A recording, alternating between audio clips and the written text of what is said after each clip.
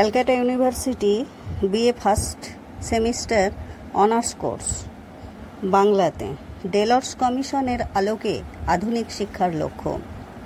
Delors কমিশনের মতে আধুনিক শিক্ষার লক্ষ্য হল জানতে শেখা, করতে শেখা, একসাথে থাকতে শেখা এবং হতে শেখা। এই চারটি স্তম্ভের মাধ্যমে ব্যক্তির সামগ্রিক বিকাশ সাধন করা। এই লক্ষ্যগুলি ব্যক্তিকে জ্ঞান অর্জন, জানতে শেখা, সেই জ্ঞানকে বাস্তবে প্রয়োগ করতে শেখা, অন্যের সাথে সুসম্পর্ক স্থাপন, একসাথে থাকতে শেখা এবং নিজের সত্তাকে বিকশিত করা, হতে শেখা, এইসব কাজে সক্ষম করে তোলা। শিক্ষার চারটি স্তম্ভ আর লক্ষ্য হল: 1 নাম্বার জানতে শেখা, লার্নিং টু নো। এই স্তম্ভের লক্ষ্য হল জ্ঞান অর্জনের জন্য একটা পদ্ধতি অবলম্বন করা, যা কৌতূহল, অনুসন্ধান এবং ধারণার সঠিক বোঝাপড়ার ওপর জোর দেয়।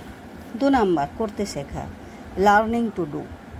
এই স্তরে শিক্ষার্থীরা তাদের জ্ঞানকে বাস্তবে কাজে লাগাতে শেখে এবং পেশাগত জীবনে সফল হওয়ার জন্য বিভিন্ন দক্ষতা ও যোগ্যতা অর্জন করে।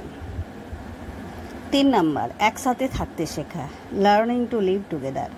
এর লক্ষ্য হলো পারস্পরিক বোঝাপড়া, অন্যের প্রতি শ্রদ্ধা এবং সম্প্রীতির মাধ্যমে সমাজের সাথে শান্তিপূর্ণভাবে সহাবস্থান করা।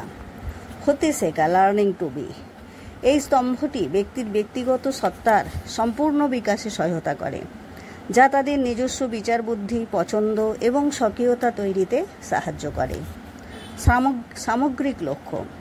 এই 4টে স্তম্ভের সামগ্রিক লক্ষ্য হল এমন এক নতুন মানব তৈরি করা যে আধুনিক জীবনের জটিলতাগুলি মোকাবিলা করতে সক্ষম হবে এবং বিশ্বব্যাপী শান্তি ও সম্প্রীতি অর্জনে সহায়ক হবে।